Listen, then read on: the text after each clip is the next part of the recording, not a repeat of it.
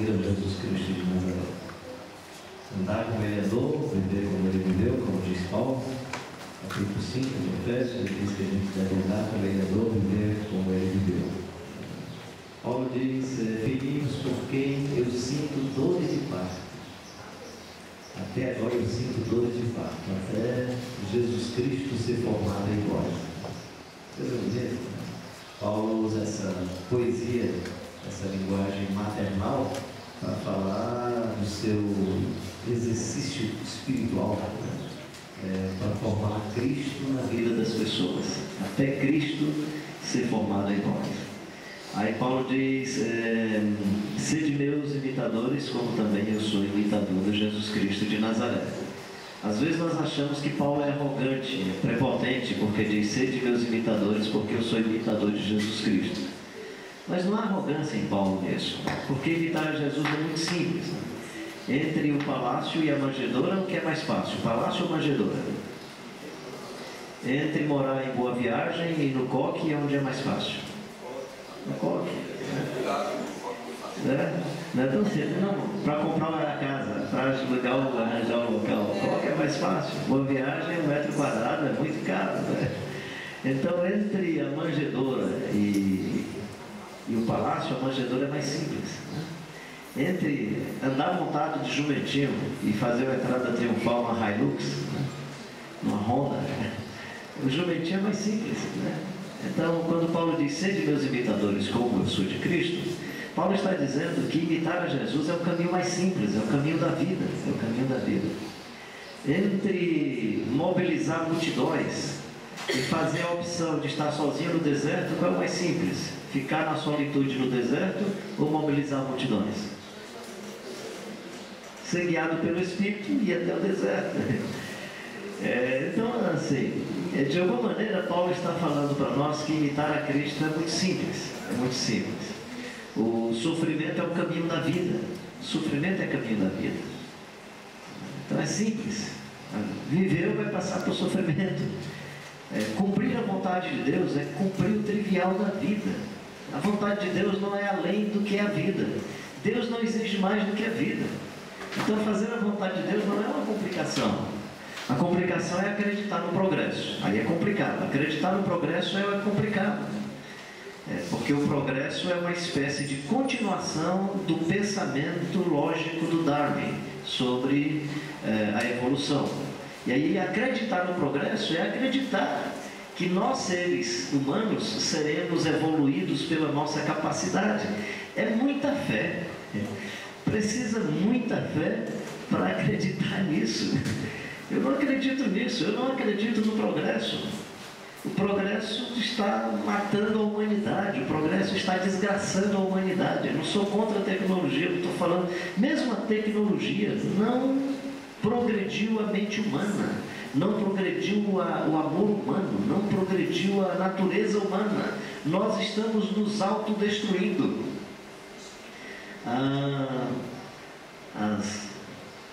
Os grandes impérios, né, pensando aí na época da Alemanha, depois dos Estados Unidos, antiga União Soviética, foram os que tiveram mais progresso.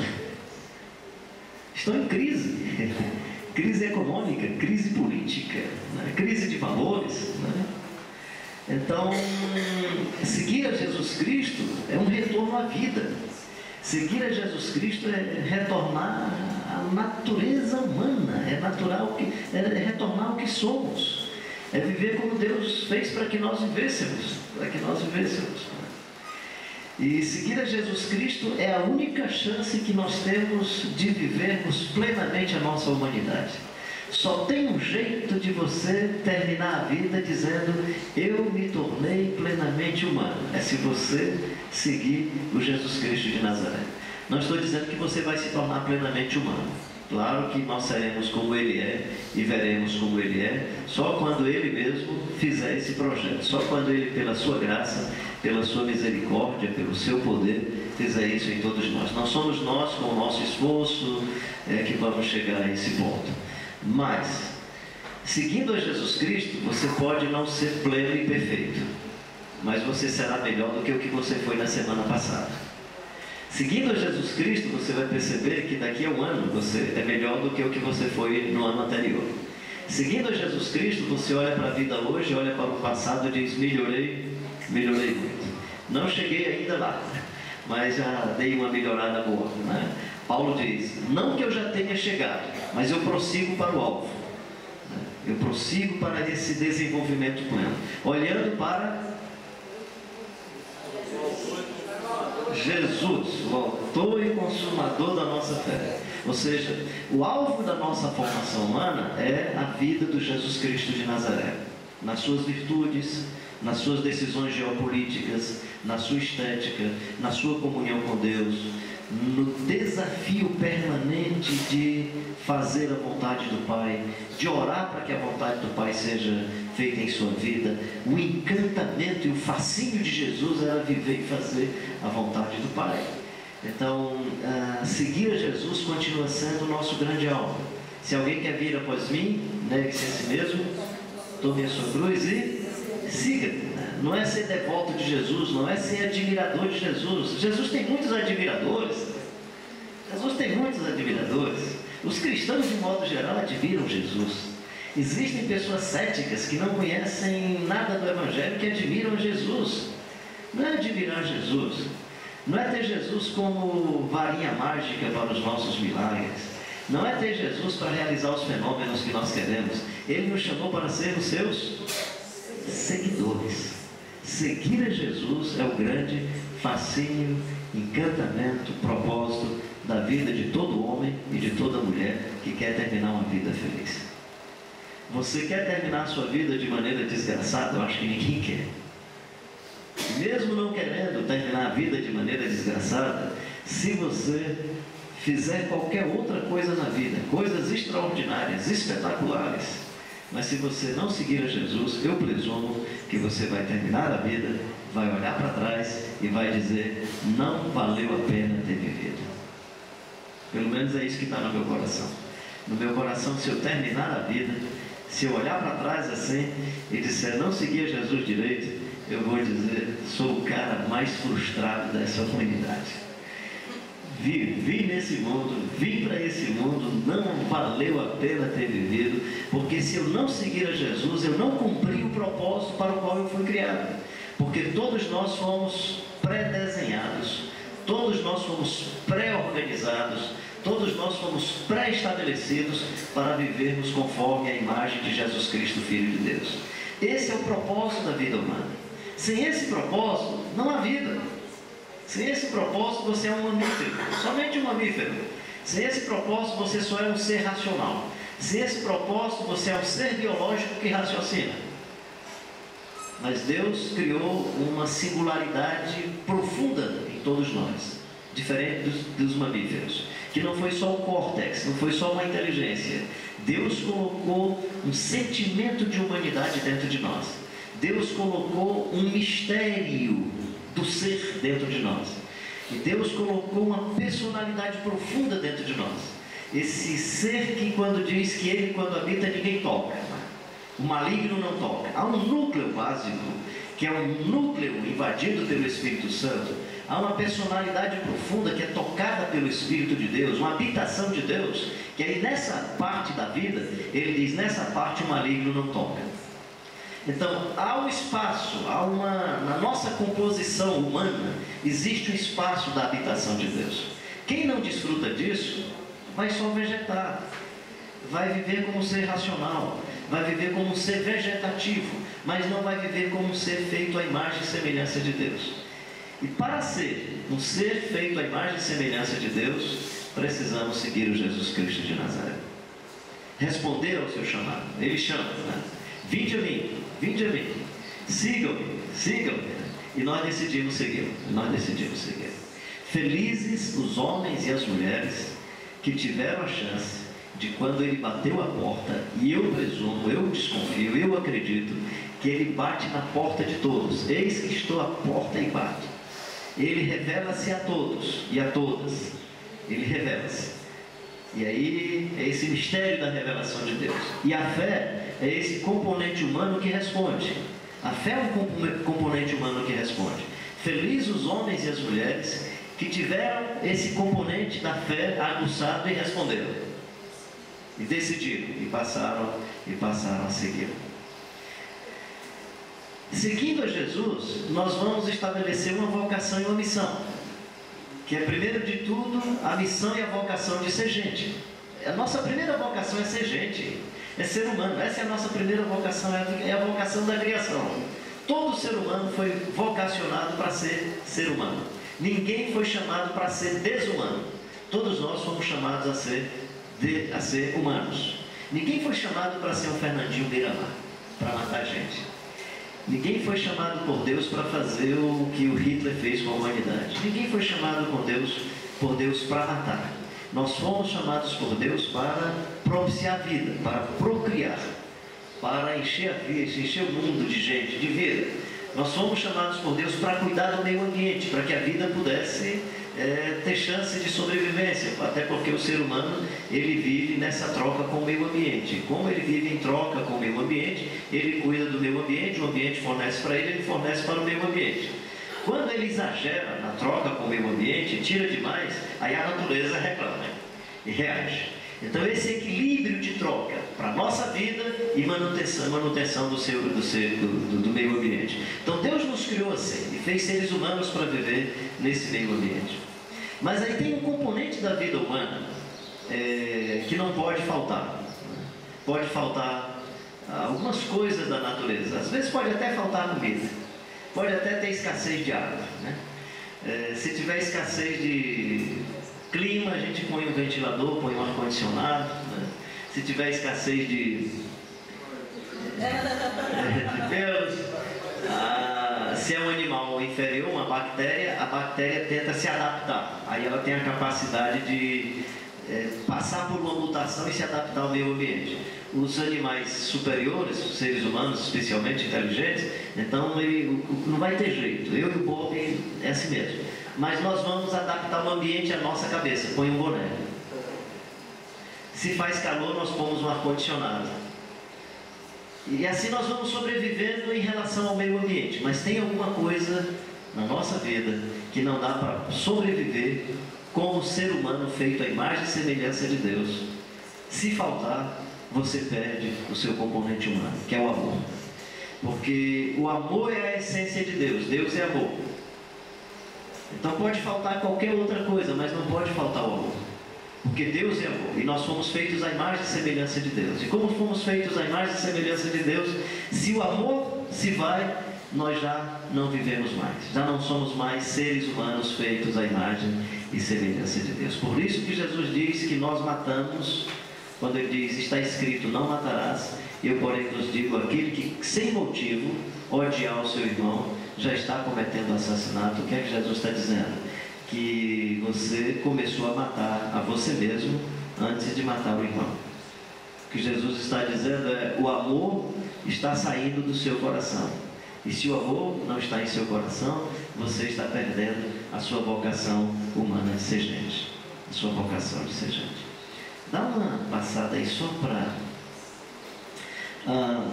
A nossa missão e a nossa vocação depende desse modelo de inspiração de nossa espiritualidade que está focada no Jesus Cristo de Nazaré. Então, qual é o modelo de nossa espiritualidade? O Jesus Cristo de Nazaré. Não tem outro jeito. Você vai ter nas empresas, você vai ter na gestão, várias sinalizações de espiritualidade. Mas eu recomendo que a inspiração, o modelo e o perfil de nossa espiritualidade seja o modelo da espiritualidade do Jesus de Nazaré. Por isso que Jesus ora sem burocracia. Quando Jesus ensinou a oração do Pai Nosso, aliás, quando ele citou a oração do Pai Nosso, ele não estava ensinando a orar. Jesus estava ensinando a viver. E quando você aprende a viver com Jesus Cristo de Nazaré, aí você cumpre o mandamento bíblico que diz, orai sem cessar. Só dá para orar sem cessar quem aprendeu a viver. Quem aprendeu a orar com a burocracia da religião, aí não, só ora antes do almoço, ora depois do almoço, ora no almoço, ora no culto, ora em alguns momentos da vida. Quem aprendeu a viver com Jesus Cristo de Nazaré, ora sem cessar. Porque aí a vida é uma oração. A vida é um espaço de comunhão permanente com Deus, porque a oração é intimidade com Deus. Eis que estou à porta e bato. Se alguém abrir a porta, entrarei em sua casa, cearei com ele e ele comigo. Teremos amizade, teremos comunhão. Então, na ótica do Jesus Cristo de Nazaré, oração não é meramente pedir, oração não é clamar, oração não é agradecer. Na ótica do Jesus Cristo de Nazaré, oração é manter profunda intimidade com Deus. E quem vive em profunda intimidade com Deus, ora sem cessar. Enquanto dorme, ora sem cessar. Enquanto come, ora sem cessar. Enquanto vive, ora. E enquanto ora, vive. E aí a oração já não é mais uma burocracia religiosa. A oração é um estilo de vida. Aprender com Jesus essa espiritualidade é muito importante para nós. Isso não anula todas as disciplinas de espiritualidade da oração, da peregrinação, do jejum, da contemplação, da solitude, da simplicidade. Todas as dimensões de disciplinas de espiritualidade são importantes, porque nós precisamos de exercícios que nos desintoxiquem dos exercícios que o mundo nos ensinou. Então nós precisamos de exercícios de contraponto, porque nós temos um cérebro, nós temos um raciocínio que vai tatuando, que vai marcando, que vai estabelecendo as imagens que vão ficando na mente. Nós precisamos então de processos de transformação. Daí o discipulado, fazer discípulo, é um processo de desintoxicação através das disciplinas, do cuidado, dos exercícios, da comunhão, da exortação, da consolação, do ânimo, da formação. E é por isso que nós precisamos também. Mas basicamente a oração, na ótica do Jesus Cristo de Nazaré, tem muito mais a ver com intimidade com Deus, voz do Espírito Santo, comunhão com o Espírito Santo, ser guiado pelo Espírito Santo, ser cheio do Espírito Santo, viver em intimidade profunda com Deus. E aí quem vive em comunhão com Deus ora sem cessar. Ora sem cessar. Quem vive a experiência do modelo burocrático de oração da religião vai viver em crise, porque vai dizer: eu só orei 2 horas, eu só orei 1 hora, não orei hoje, orei amanhã, orei na segunda-feira, não orei na terça-feira. O que também é importante como disciplina, mas a priori a disciplina é a comunhão e a amizade com Deus. E aí a gente pode falar o que Paulo está dizendo: orai sem cessar, porque a sua vida é uma vida de permanente comunhão com Deus. Perguntaram ao Billy Graham uma vez quantas vezes ele orava por dia. Aí ele disse: eu oro muitas vezes por dia, mas eu presumo que depois de um tempo eu aprendi que a minha vida se tornou uma oração. Bonito, não é? Pode ser só uma linguagem poética, mas eu acho que ele está querendo interpretar um pouco disso, de que a vida é uma oração. Então, nesse sentido, a vida de Jesus era uma permanente oração. A vida de Jesus era um permanente elo de comunicação do Pai com ele e dele com o Pai. Era um permanente elo de comunicação dele com o ambiente social. Era um permanente processo de comunicação dele consigo mesmo. Se é que nós entendemos oração como comunicação. E aí eu estou reduzindo a oração ao gesto da comunicação, mas a oração é muito mais ampla. Porque amizade não é só comunicação. Comunhão não é só comunicação. Comunhão é afetividade, é vida que se embrenha, é vida que se conecta, é vida que está junta da outra vida. Então, nesse sentido, quando Jesus diz assim: eu e o Pai somos um, eu e o Pai somos um, que ele está dizendo assim: eu e o Pai somos a oração, eu e o Pai somos a comunhão, eu e o Pai somos a unidade, eu e o Pai somos a vida. Então, quando eu falo, o Pai já sabe, porque eu e ele somos um. Quando o Pai fala, eu já sei, porque eu e ele somos um. Quando o Pai orienta, eu já sei, porque nós somos um. Quando eu peço, o Pai já sabia, porque nós somos um. Então a oração é esse espaço de comunhão profundo da vida, né? E aí quem somos, né? Aí a gente pode pensar quem somos como pessoa, ou quem somos como ministério centrado na Bíblia, né? Quem somos como MCB, quem somos, né? Qual é o nosso ethos institucional? Fomos chamados a quê? O que é que existe na nossa história, no perfil dos nossos primeiros líderes, que foi se passando de líder para líder, né? Essa espiritualidade, esse ethos histórico é que responde à nossa missão e à nossa vocação. A nossa missão e a nossa vocação, deixa eu dar um saltinho mais adiante, pronto, só para você entender. A nossa missão e a nossa vocação depende de da interseção de três componentes, né? Não existe vocação e missão fora de uma realidade. Toda missão e toda vocação acontece num contexto histórico concreto, num contexto de injustiça, num contexto de promiscuidade, num contexto de corrupção. Ela acontece num contexto concreto. Mas aí quem é que exerce a missão? Seres humanos, que têm singularidade. Então a missão e a vocação é o discernimento da vontade de Deus para a resposta que nós podemos dar ao contexto a partir da nossa singularidade. Então, por exemplo, a igreja presbiteriana tem uma história, tem um ethos, né? Você fala em presbiteriano, você já se lembra de Calvino. Você fala em presbiteriano, você se lembra de soberania de Deus. Você fala em presbiteriano, você lembra de batismo de criança. Você fala em presbiteriano, você lembra de teologia reformada, né? Então tem um ethos, tem uma história, tem certos componentes que fazem a instituição. Aí você fala em pentecostalismo, o que é que você pensa? Você pensa em Espírito Santo, você pensa em culto vibrador, você pensa, no caso brasileiro, em evangelização, né? Você pensa, tem um ethos. Você fala de organizações não governamentais, seja qual for, cada uma vai ter um ethos, uma história, um personagem. Isso garante o ethos institucional. Então, por exemplo, quando eu penso no mundo, desculpa, né, Valdeir aí, quando eu penso no mundo presbiteriano e o contexto, eu não imagino os presbiterianos fazendo evangelização no Brasil para alcançar todos os brasileiros. Honestamente, não imagino. E eu posso estar equivocado. Quando eu penso numa igreja para alcançar todos os brasileiros nas praças, nas ruas, nos botecos, nas periferias, no presídio, você pensa em quem? Assembleia de Deus.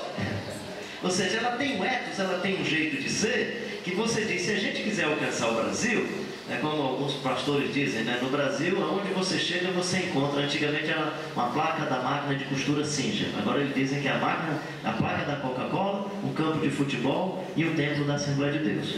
Qualquer lugar no Brasil, você encontra a placa de Coca-Cola, um campo de futebol e o templo da Assembleia de Deus. Diante desse contexto brasileiro, aí a gente começa a conversar sobre células-tronco, transgênicos. Eu não presumo que seja o pessoal da Assembleia de Deus que vai responder a essa questão. Eu presumo que há um potencial e uma possibilidade dentro do Brasil de que teólogos presbiterianos, quem sabe teólogos aí do mundo reformado, que tentam equacionar Bíblia e ciência, podem dar uma resposta bíblico-teológica para essas questões. Essa ilustração estou apenas dizendo para mostrar o seguinte: o contexto pede uma resposta da nossa singularidade, do nosso ethos, da nossa história. Então, nesse sentido, o que é que o contexto brasileiro pede da espiritualidade de MCB, por exemplo? E vem então outro círculo, que é o discernimento ou a oportunidade. Então, discernir a partir da sua espiritualidade, do seu ethos institucional, qual é a resposta que nós damos ao nosso contexto. Porque aí a resposta é uma dimensão ética. A resposta que nós damos ao contexto, a partir da nossa singularidade e a partir da exigência do contexto, tem a ver com o nosso papel ético. E aqui está o nosso papel ético, que pode ser transformar os seres humanos de glória em glória até a imagem do Jesus Cristo, Filho de Deus, que é responder com a justiça do Evangelho, com a misericórdia do Evangelho, com os instrumentos de paz, construção da paz. Felizes os pacificadores, porque serão chamados filhos de Deus. Não sei se você já ouviu alguém evangelizando dizendo assim: eu sou filho de Deus, você só é criatura. Aí o cara olha para você e diz assim: pois é, me mostra. Aí você, mas me mostra como? Aí se o cara conhecer a Bíblia, ele diz: olha, a Bíblia diz que felizes os pacificadores, porque eles serão chamados. Eles não ficam dizendo que são, eles são chamados. É o outro que chega e diz: rapaz, você é filho de Deus, será que eu sou só criatura? Porque eu estou vendo que você é filho de Deus. Aí o cara fica falando que é filho de Deus, o outro é só criatura. Não, irmão, eu queria ver se você é. Me mostra que você é. Então, A nossa tarefa, que eu chamo assim, teológica, né, é de discernir, e aí eu acho que esse componente último aí é muito teológico, é sopro do Espírito, é oração, é intercessão. Claro que tem muito de subjetividade, mas é como é que nós respondemos com a nossa singularidade, seja ela singularidade pessoal, seja ela nossa singularidade institucional, como é que respondemos às demandas do contexto. Na minha percepção, essa singularidade, esse núcleo básico do ser, depende da nossa espiritualidade seguindo o Jesus Cristo de Nazaré. Então, desse lado de cá, eu presumo que está ligada à nossa espiritualidade, a comunhão com Jesus Cristo de Nazaré. Desse outro lado, esse círculo mais em cima, contexto e realidade, a leitura do contexto e da realidade, eu acho que está diante dos nossos olhos, sem dúvida nenhuma. Mas os aspectos mais profundos da realidade nós precisamos das ciências às vezes. Por exemplo, você vai encontrar pobres no Brasil. Você diz que tem muitos pobres, tá? Mas quais são as causas disso? Então a gente precisa dos instrumentos da ciência para interpretar a nossa realidade e entender se é por conta de injustiça. Por exemplo, nós não somos um país pobre. Nós não somos um país pobre. Nós somos um país rico. Então a pobreza do nosso Brasil não é semelhante à pobreza do Peru. Não é semelhante à pobreza da Etiópia. Não é semelhante à pobreza de alguns países afroasiáticos. Nós temos pobreza, mas é por causa da injustiça. Não é por questões naturais. Deus nos deu um país com petróleo. Deus nos deu um país com riquezas naturais. Deus nos deu um país com extensão geográfica. Nós não temos terremotos. Nós não temos furacões. Nós somos privilegiados. Nós temos o litoral, nós temos o agreste, nós temos o semiárido. O problema do semiárido não é de falta de água, todo mundo sabe disso. Califórnia tem menos precipitação pluviométrica do que o semiárido nordestino. A Alemanha tem menos precipitação pluviométrica do que o semiárido nordestino. A gente aqui chove muito mais. Nós temos problema de injustiça da distribuição da água.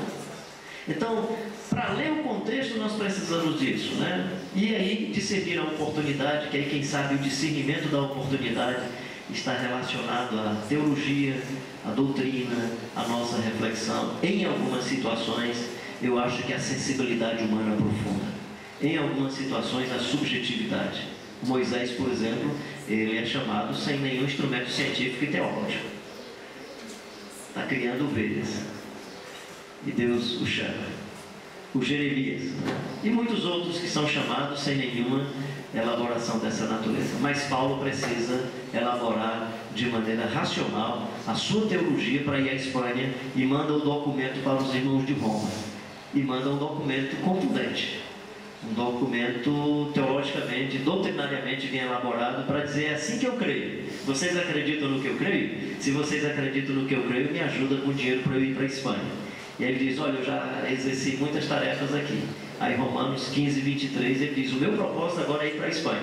Então tudo indica que a carta de Paulo aos Romanos seja um documento do ministério do Paulo, os seus fundamentos, as informações que ele tem, mas é também uma maneira de sensibilizar os irmãos em Roma para ele ir para a Espanha. E como é que ele faz isso? Discernindo a oportunidade. Aí ele diz: eu já fiz aqui o meu raio de ação, aqui eu já terminei, agora eu quero ir para a Espanha. Então esse discernimento é muito importante. Deixa eu colocar algumas coisas mais sobre aquele núcleo. Volta aí, por favor.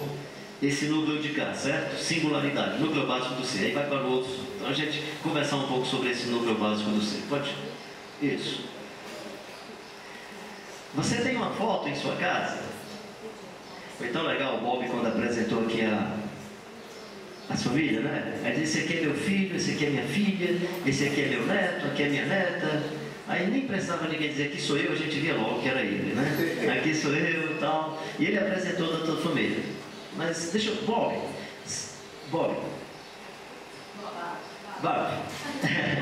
Do you have... ele tem algumas... Será que ele tem alguma foto quando ele era criança?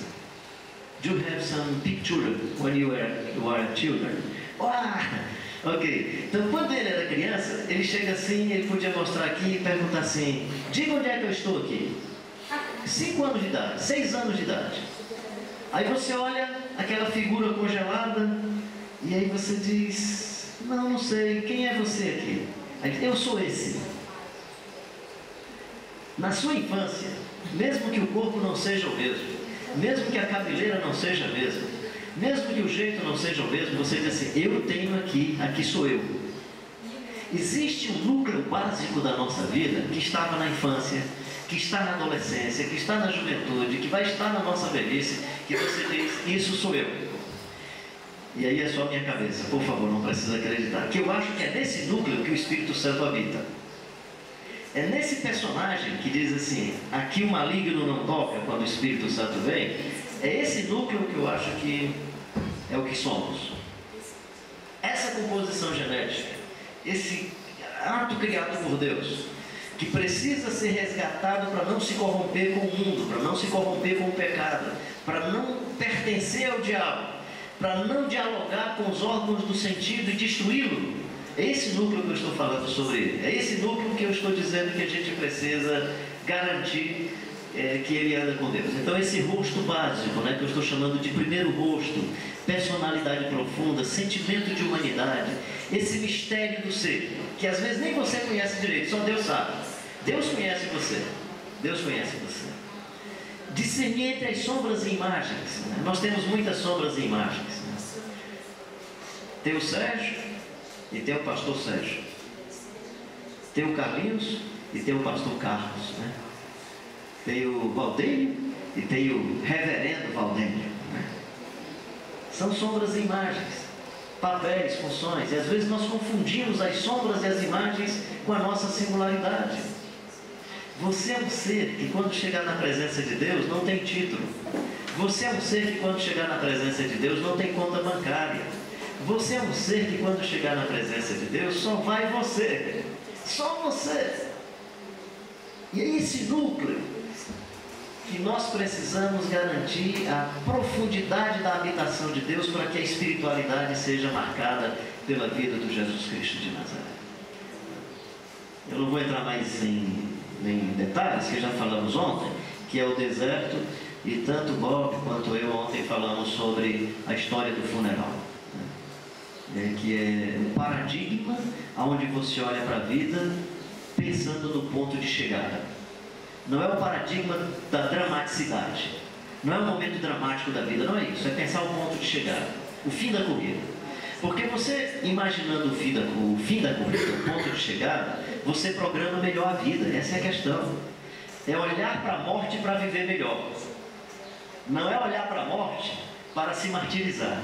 É olhar para a morte a fim de que a vida se torne mais encantadora, mais obediente a Deus. É olhar para a morte para que, olhando para a morte, você seja mais seletivo nas coisas que você faz na vida. Por isso, quanto mais as pessoas vão se aproximando da morte, mais elas vão se tornando seletivas. Aí elas não fazem qualquer coisa, elas só querem fazer coisas relevantes, porque elas olham para a vida e dizem assim: eu não sei mais quantos anos eu tenho. E quanto mais o tempo vai passando, mais você vai descobrindo que o tempo que passou você não tem mais. Acho que foi no primeiro dia que eu falei para vocês, Quantos anos eu tenho? Não sei. Não sei. Posso ter 2 anos, posso ter 3 anos. Eu sei quantos anos eu não tenho. Eu não tenho mais 58 anos. Eles já passaram. Então eu não conto quantos anos eu tenho. Eu conto quantos anos eu não tenho. Não tenho mais 58 anos. Eles já passaram. Quantos eu tenho? Pode ser 1, 2, 3. Então olhar para a vida como, aliás, para o funeral como ponto de chegada, ajuda você a voltar para hoje e pensar melhor a sua vocação e a sua missão e a sua resposta para o seu contexto. E aí vem uma problematização. É uma sinalização, é um caminho, é um roteiro, mas é também uma problematização. Por que eu coloco que é problematização? Porque todos nós queremos chegar à maturidade humana. Mas a pior coisa da existência humana é que quando a gente está aprendendo a ser um cidadão maduro, que aprendeu a viver, está perto de morrer. É chato. Você aprende a viver quando está perto de morrer. É complicado demais, né? Só o Jesus Cristo de Nazaré aprendeu a viver bem, mesmo estando ainda na juventude. O Jesus Cristo de Nazaré é alguém que se tornou plenamente humano, plenamente Deus, plenamente maduro, com 30 anos de idade, assim, na nossa compreensão ministerial, claro. Maduro para o ministério, pronto para o ministério, né? Amadureceu precocemente e também morreu precocemente, né? Morreu precocemente. Na nossa ótica, na nossa percepção, claro. Então, a nossa maturidade, eu coloco esses 3 itens separados em vermelho e os outros em assim, azulzinho, porque esses 3 vermelhos são categorias do mundo da psicologia. O Erich Fromm, no seu livro Análise da Humanidade, é um cético, não é um religioso, não é um teólogo, é um cético que trabalha sobre a natureza humana, mas ele traz 3 pontos que, no meu entendimento, têm componentes teológicos. Ele diz: se você quer ser um ser humano plenamente maduro, e aí ele trabalha com critérios acadêmicos, ele vai dizer o seguinte: você tem que ser um ser humano que ama no máximo das suas possibilidades. Ele diz: só o ser humano tem na natureza essa história de amar.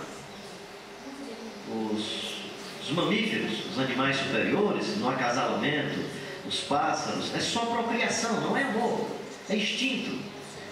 É acasalamento no período do cio, né? O ser humano não, é afetividade, é abraço, é carinho, é sentimento profundo da vida. Então, os seres humanos, segundo Erich Fromm, têm um tipo de componente que não existe em nenhum outro ser da natureza, que ele diz: essa capacidade de amar. E aí você é um ser humano no máximo da sua maturidade, quando você consegue amar ao máximo. E a gente sabe que isso é uma premissa bíblica: amar a Deus sobre todas as coisas, amar ao próximo, amar as pessoas. E no Evangelho mais sério, porque é o próximo que é seu opositor, é o próximo que é seu inimigo, é o próximo que é o outro totalmente outro, né? Então, amar.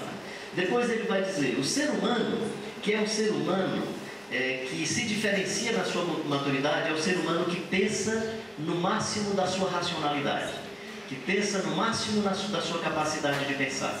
Por que ele vai dizer isso, que o ser humano maduro é isso? Porque o ser humano é o único que tem capacidade de pensar.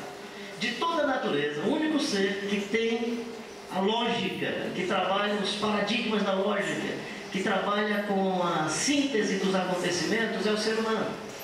Por isso que ele vai, os filósofos vão dizer, né? Eu penso, ou seja, se o outro não pensa, não existe. O gato que passa na frente da gente, o cavalo que passa, só existe pra gente. O cavalo, ele não existe, ele não pensa. Ele não tem a noção do existir. Então, o que é que o Erich Fromm vai dizer? Que nós, seres humanos, somos seres humanos ao máximo quando nós pensamos no máximo de nossas possibilidades. Como eu trabalho com o texto bíblico, deixa eu acrescentar uma coisa disso. Pensar ao máximo das nossas possibilidades com as categorias do pensamento do Jesus Cristo de Nazaré. E aí faz uma diferença. Ter a mente de Cristo, é o que Paulo chama de mente de Cristo. Então não basta ser um pensador, porque você pode ser um pensador para destruir. Você pode ser inteligente para acabar a humanidade. Você pode ser inteligente para criar fissão nuclear que vai gerar a bomba atômica. Você pode ser inteligente para fazer com que a gente crie o avião e depois se use o avião para a guerra. Então não basta ser inteligente, não basta pensar. Eu animo você a pensar com as categorias da mente do Jesus Cristo de Nazaré. Que aí ele pensa com amor, ele pensa para a vida, ele pensa olhando para o outro totalmente outro, aí ele pensa acolhendo quem não é acolhido, acolhendo as crianças, aí ele pensa trazendo pecadores e pecadoras. Jesus tem um jeito especial de pensar. Que a nossa maturidade humana esteja marcada pela mente do Jesus Cristo de Nazaré. E depois ele vai falar produzir ao máximo. De novo eu queria acrescentar alguma coisa. Ele está trabalhando, quando ele trabalha o conceito de produzir ao máximo, ele está trabalhando o conceito de troca com o meio ambiente. Então, por exemplo, é a produção do mundo capitalista, por exemplo, né? Então ele está falando exatamente disso, que o ser humano, que é o ser humano ao máximo, produz ao máximo. Então, nesse sentido, os nativos não estariam produzindo muito. Então não são humanos ao máximo, nesse sentido, na categoria do Erich Fromm. Aí eu trabalho também um outro negócio, que é o seguinte: produzir ao máximo o que é inerente da natureza dos seres humanos produzirem E aí o Sermão do Monte é a nossa ajuda. O que é natural dos seres humanos? Ben-Gurion dizia: a paz é o bem mais desejado de todo ser humano. Jesus disse: deixo-vos a paz, a minha paz vos dou. Ninguém, eu não conheço, nunca vi um ser humano que diga: eu gosto de guerra. Nem o pessoal do PCC vive como vive porque gosta. Alguns deles dizem: eu estou nisso porque não tem mais jeito, e se eu sair daqui me matam. O ser humano, é inerente do ser humano querer produzir a paz, meus queridos. É inerente do ser humano querer produzir a bondade. É inerente do ser humano querer produzir a misericórdia. É inerente do ser humano num conflito permanente do mal por causa do pecado. Mas na natureza da criação, os seres humanos foram feitos para serem conforme a imagem e semelhança de Deus. O pecado corrompeu, e por causa do pecado todos nós estamos condenados.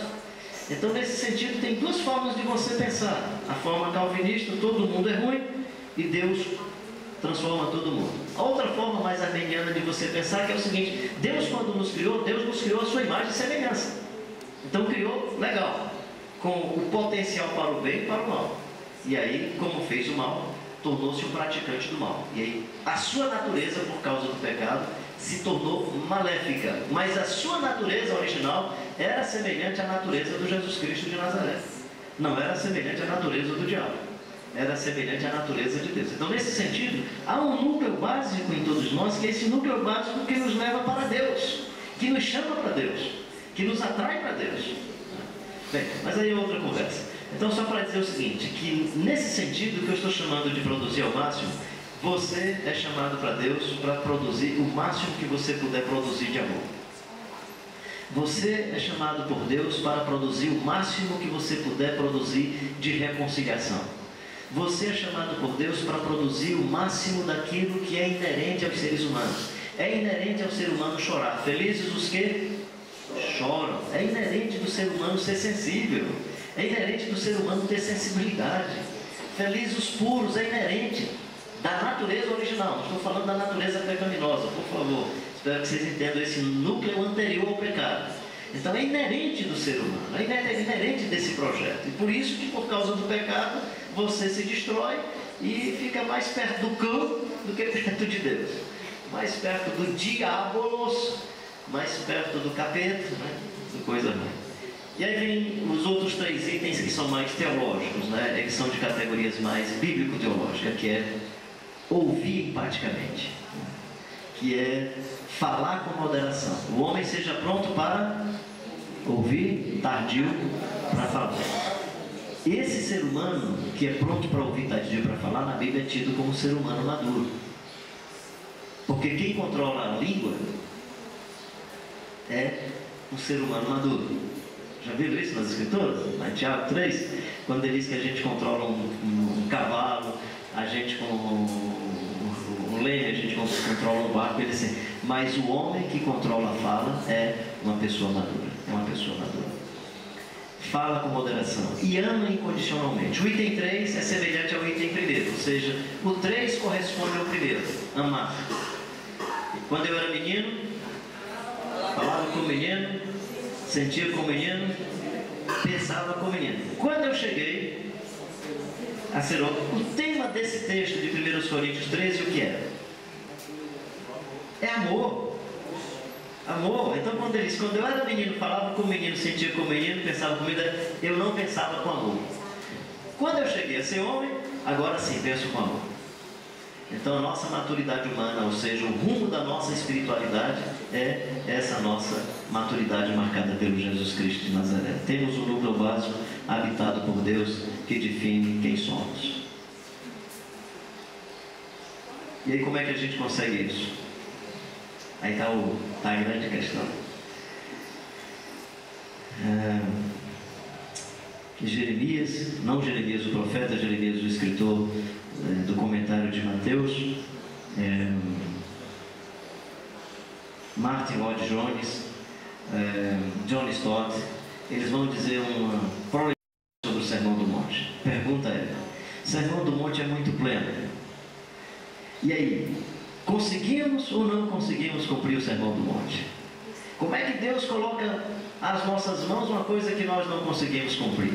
Todos eles vão dizer uma coisa básica: eles vão dizer o seguinte: com o nosso esforço, com a nossa boa vontade, com os nossos exercícios, nós não vamos conseguir coisa nenhuma.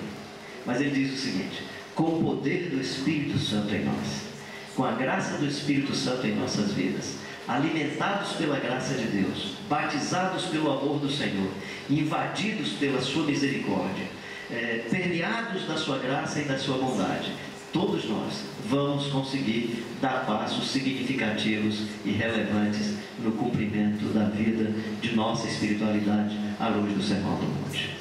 As virtudes vão estar mais presentes. A nossa espiritualidade será tratada com mais simplicidade e não com o projeto de projeção pessoal. Nós não vamos fazer marketing com a espiritualidade. Nós não vamos fazer propaganda em torno de nós mesmos com a nossa espiritualidade. Se a mão direita faz alguma coisa, a esquerda não enxerga. Você não vai querer publicidade em torno da sua espiritualidade. Até porque não dá para fazer publicidade com a espiritualidade que é inerente à vida. Porque é simplesmente vida. Você faz marketing e projeção pessoal com coisas que não dizem respeito à vida, com o progresso tecnológico da religião, com as artimanhas dos meios de comunicação da religião. Mas com a vida, ninguém faz marketing. Com a vida, apenas se vive. Apenas se vive.